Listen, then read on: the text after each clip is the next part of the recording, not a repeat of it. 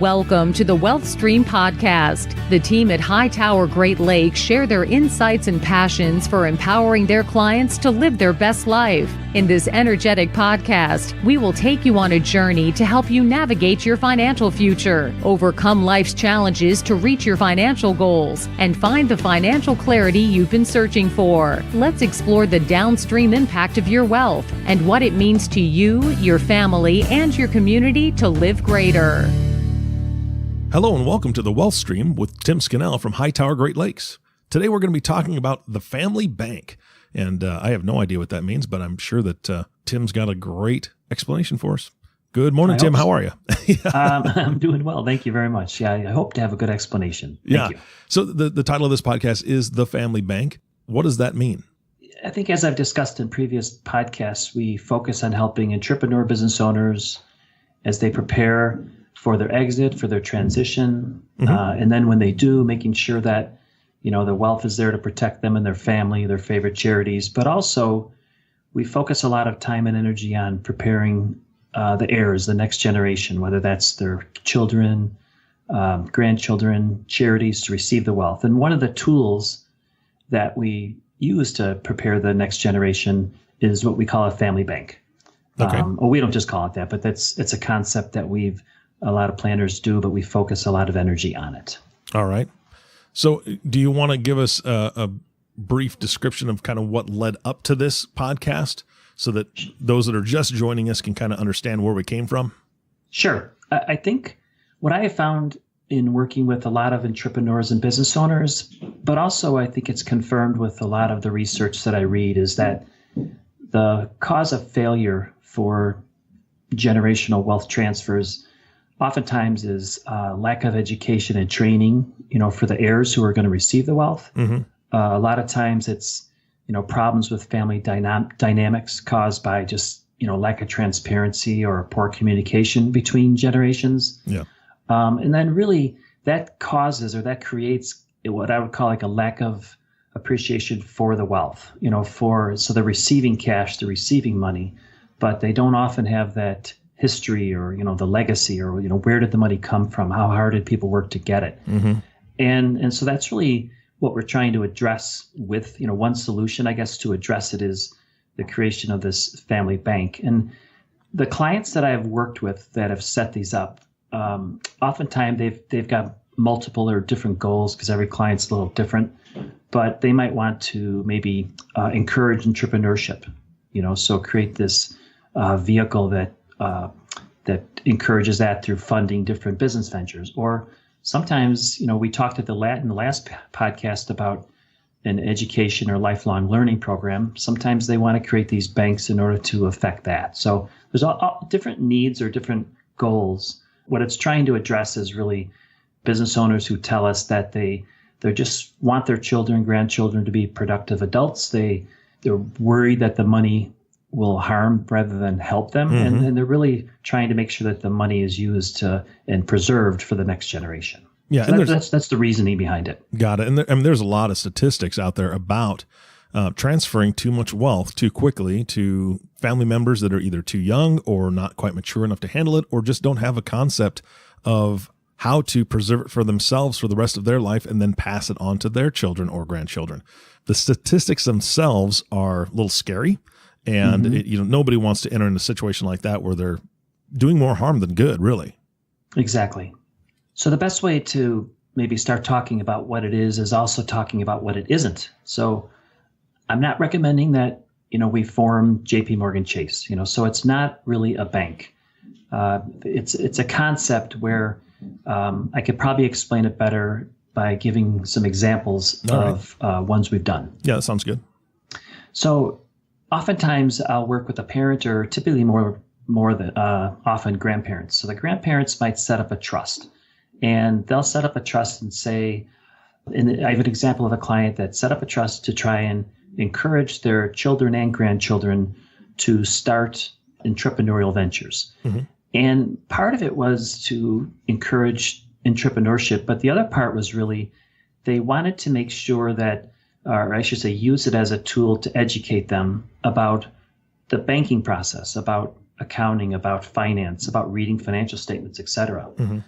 So in this one example, they created a trust. They communicated to their grandchildren that there was this opportunity to come to the bank, and borrow money. But in order to do it, to start some venture that they're interested in, there was a process. They had to come up with a plan. They had to basically apply for these theoretical loans. And what it allowed, I think, them to do is, first of all, the grandparents got their banker, in this case, involved in order to kind of create a process. What would it look like if they did have to go to the bank to borrow money to buy an apartment building? That's awesome. What would it look like if they had to go to a bank to borrow money to start a Dairy Queen? And what was neat was the banker was really able to come up with the process that, kind of a shortened version of what the underwriting that a typical bank might go through, but at the same time, focus on the key attributes that they look at before they make a loan. And what I watched happen was, as these kids would come and come up with an idea and present it to the parents, present it to the committee on the trust, it was great because they were learning about the process, so that at some point, if they did get into a business venture where they had to work with a bank for financing, they were just, I watched the wheel spin. I watched them just get smarter about, okay, this is the data that they need. This is what I need to provide. It has to be an ongoing, venture that should succeed. It's not just a charity. I know that sounds goofy, but it was a really fun educational process, and it was great to watch them just learn about what it actually takes to go to a bank or to borrow money to start a business. Yeah. I mean, it's like getting the exam when you're in college or you're in high school, for that matter, getting the exam before you have to take it, and you get to see all the questions, so you know exactly, what you need to be answering before you even walk in the classroom or before they walk in the door to this bank to secure a loan. They've gone through this process and they've learned it from their grandparents and their parents. I think that's fantastic. Yeah. And the other thing that I thought was really interesting, if you go back a few of the podcasts where we talked about, oftentimes when people are looking to exit a business, they have their internal team, but they don't have a proper external team of CPAs, attorneys, trust officers, et cetera. This was really a great opportunity for the grandparents' team to kind of set up the program and do the training and the coaching and the conversations, but encourage the grandchildren to really go out and find their own CPA, their own attorney, their own banker, because they want somebody that will grow with them for the next 10, 20 years, as opposed to being their grandparents' team. So that was another cool part of it.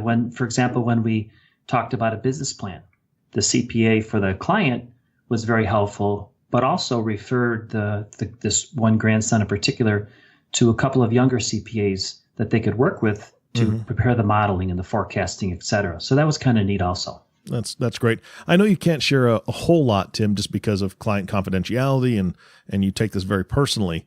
Are there any stories that you can tell us about situations like this where the kids have come up with an idea, they've had a successful pitch, if you will, to the trust and the board members, and they've started something that's been successful? Yeah, I can give you an example of a business that never happened, and I can also talk about an instance where the children wanted to come and buy a house, and that did.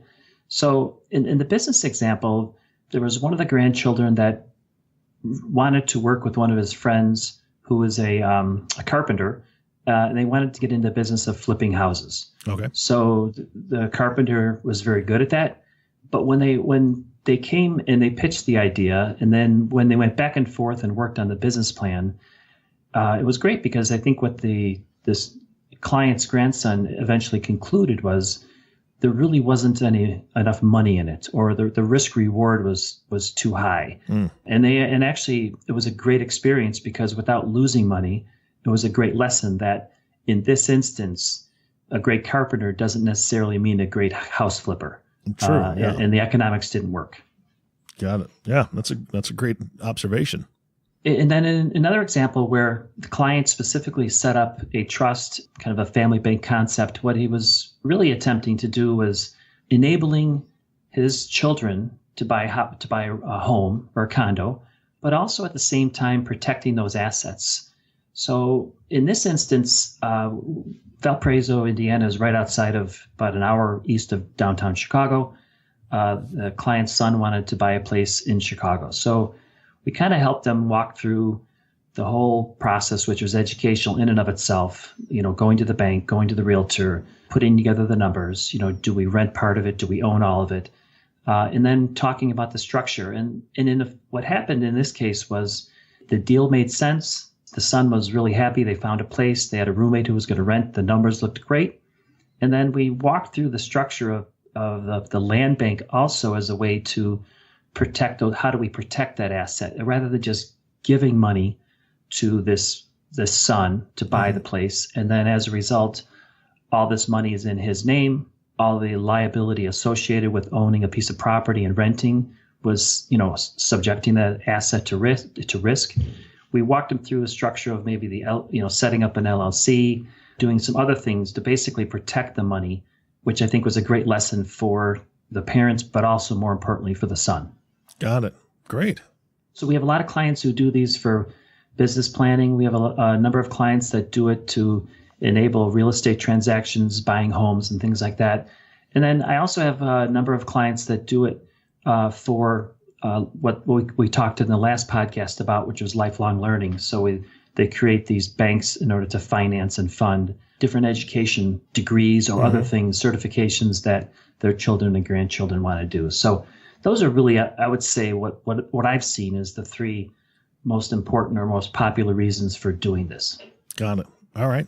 And I don't want to, I guess when I first have this conversation with clients, the very first and most common reaction is, why do I need to do this? Why do I need to make it more complicated than just writing a check? Mm-hmm. And I think the answer is that you're creating a process. It truly doesn't overcomplicate anything for tax purposes or for legal reasons, but it does overcomplicate it in the sense that there's a process that everybody has to go through. And if there's not buy-in, then it doesn't make sense. But if there's buy-in, what you get is it's a great educational tool. It's a great opportunity to prepare the next generation, prepare the heirs for receiving the wealth, making them smarter.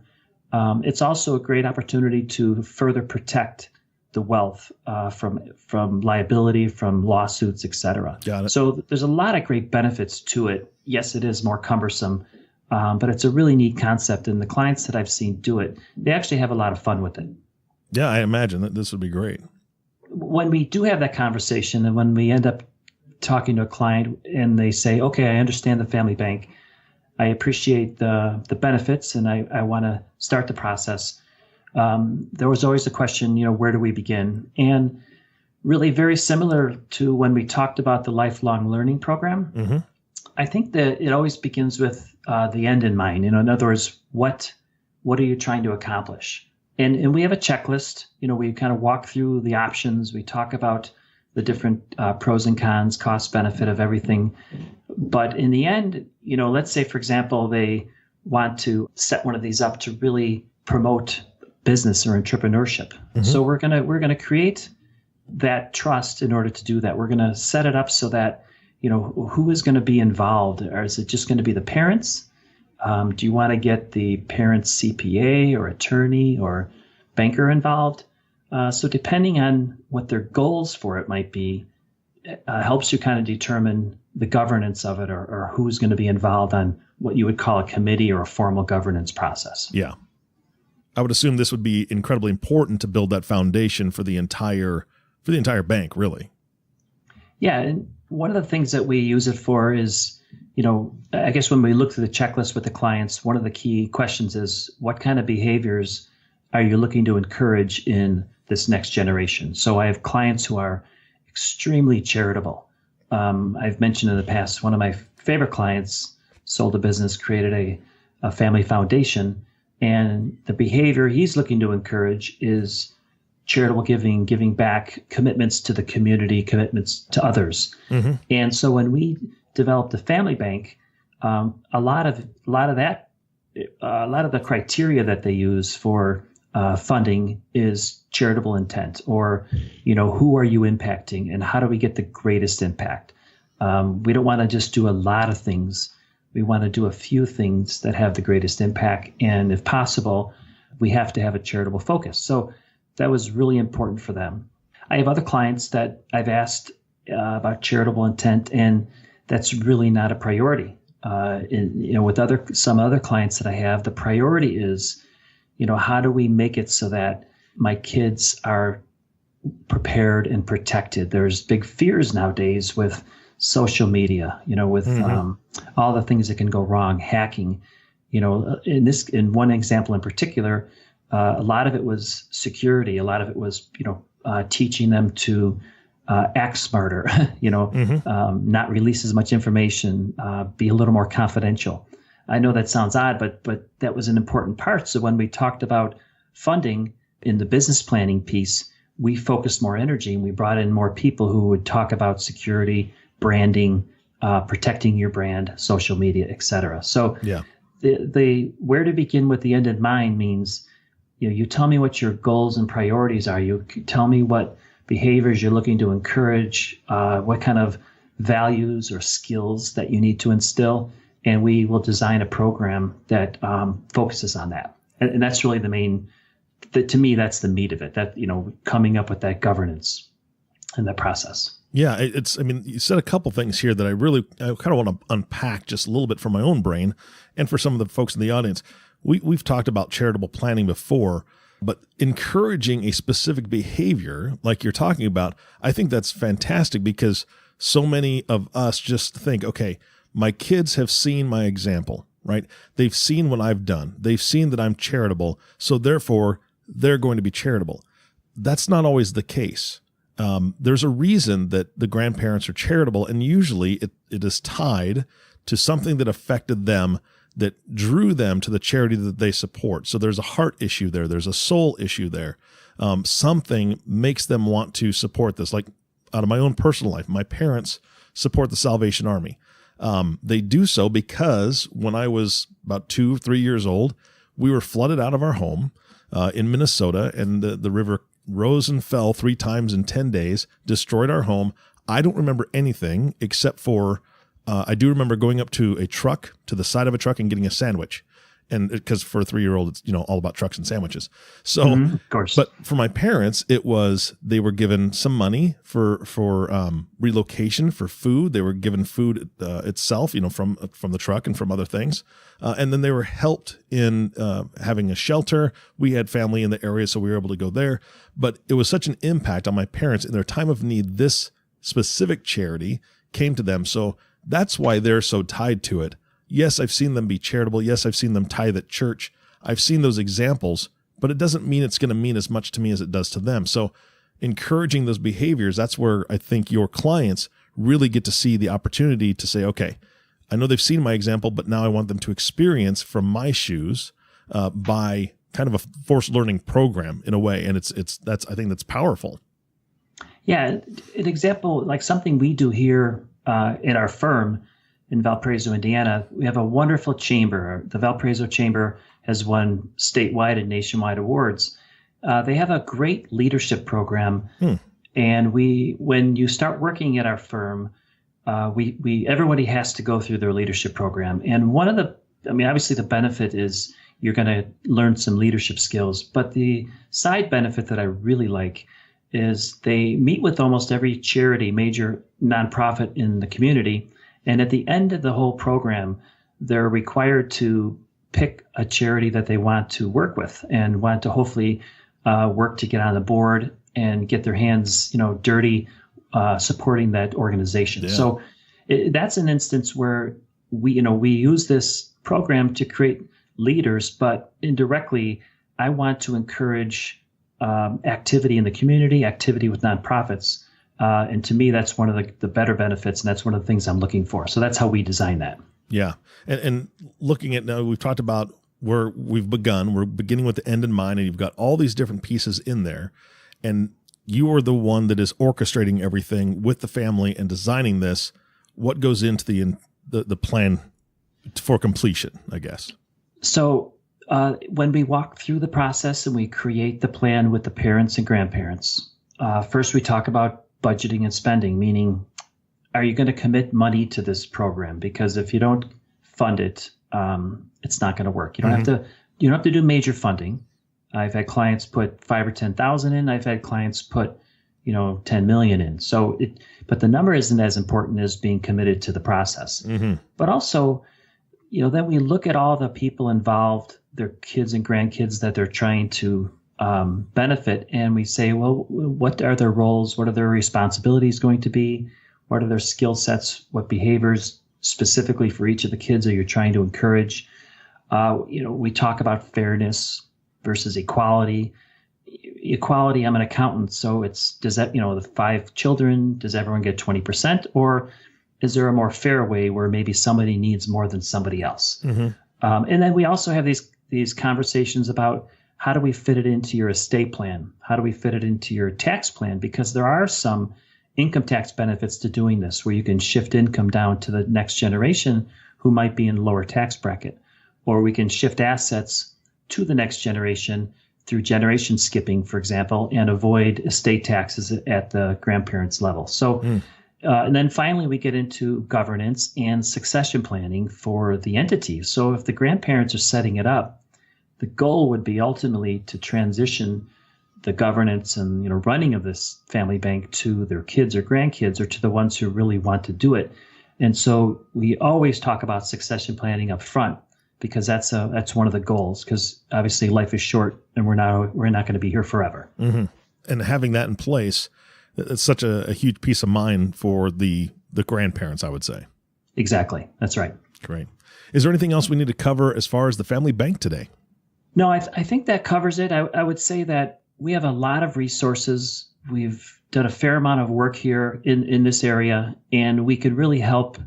We help our clients, but we could help anybody who's interested in just finding out more or actually doing it themselves. And what I really wanted to talk about or lead to at the next podcast was, we spent a lot of time in previous podcasts talking about the planning we do.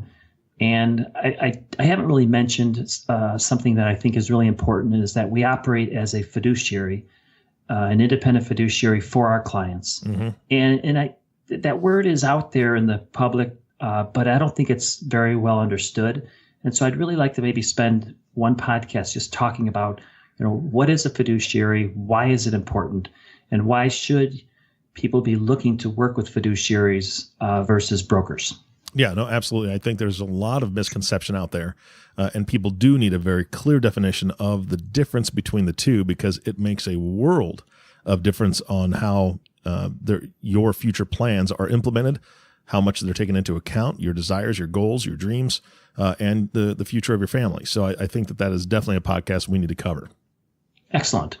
Yeah, and so I'll just end it with saying, we are trusted fiduciaries for our clients and their families, and we work a lot with business owners. We have a lot of resources on our website. We have a lot of resources we can offer. We have a very accredited, experienced, licensed team, and we'd love to work with you if you're interested. Fantastic. Now, I know the people listening to this podcast may have gotten some really good ideas about the family bank and thinking about it, and they have a spouse that needs to know about it, and maybe their spouse isn't into podcasts. Do you have some sort of documentation, 1-page, 2-page kind of explanation of what the family bank is and kind of why you do it in your practice and with the families that you do it with? Yes, we do have that, as well as other tools and resources on our website, or you can contact me directly at tscannell@hightowerinvestors.com. All right, Tim, what if they want a physical copy? Can they just give your office a call and get that? Absolutely. Call me anytime, 219-246-5370. All right, fantastic. Thank you so much for your time today. Thank you. All right, and thank you all for listening to the Wealth Stream podcast with Tim Scannell. If you have not subscribed to the podcast yet, please click the subscribe now button below. This way, when Tim comes out with a new podcast, it'll show up directly on your listening device. This makes it much easier to share these podcasts with your friends and family, especially your spouse. If you're hearing this and you think, hey, this family bank is an interesting idea, I'd like to discuss it with them, share this with them so they can take a listen, or you can listen to it together and have a great discussion. Then call Tim and he'll answer all your questions. Thanks again for listening today. For everyone at Hightower Great Lakes, this is Eric Johnson reminding you to live your best day every day. And we'll see you next time. Thank you for listening to the Wealth Stream podcast. We hope you gained some valuable insight that you can apply to your life and share with others. Please don't forget to subscribe below to be notified when new episodes become available. And don't forget to live greater. The information covered and posted represents the views and opinions of the guest and does not necessarily represent the views or opinions of Hightower Great Lakes. The content has been made available for informational and educational purposes only. The content is not intended to be a substitute for professional investing advice. Always seek the advice of your financial advisor or other qualified financial service provider with any questions you may have regarding your investment planning. Hightower Great Lakes is a group of investment professionals registered with Hightower Securities LLC, member FINRA and SIPC, and with Hightower Advisors LLC, a registered investment advisor with the SEC. Securities are offered through Hightower Securities LLC. Advisory services are offered through Hightower Advisors LLC.